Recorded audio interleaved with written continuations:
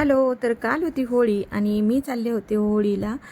रांगोळी वगैरे काढायची होती कारण मॅडम म्हटले तुम्ही रांगोळी काढत, म्हटलं चला काढूया.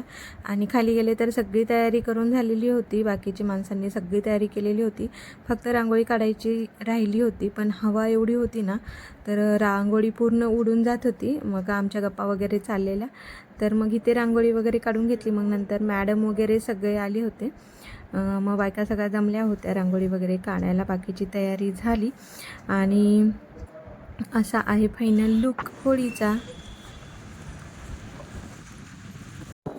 आणि मग असं म्हणतात ना, होळी रे होळी पुरणाची पोळी, तर त्यासाठी मग आज मी जेवणाला सुद्धा पुरणाची पोळी, इकडे आमटी आणि भात बनवला होता. पुरणाची पोळी आमटी असली की मनूला हे वेफर्स पापड्या वगैरे पण लागतात, म्हणून ते पण करून घेतलं. देवाला नैवेद्यसुद्धा दाखवला आणि मग नंतर गेलो खाली होळीला नैवेद्य घेऊन.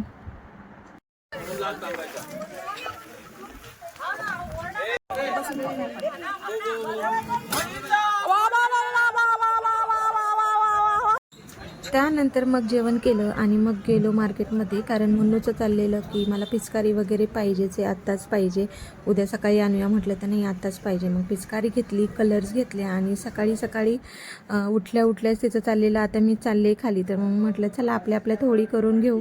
मग मुन्नूने मला लावलं, पप्पांना लावलं आणि मग इकडे आम्ही घरातल्या घरात होळीसुद्धा केली. नंतर मग ती पिचकारी वगैरे घेऊन खाली गेली आणि थोडंसं शूट वगैरे केलं होळीसाठी. आणि शेवटचं रिॲक्शन तिची नक्की पहा, कारण खेळून आल्याच्या नंतर गरम पाणी नव्हतं आणि कुडकुडत होती, तर रागवली होती. तर भेटूया नेक्स्ट व्लॉगमध्ये. बाय.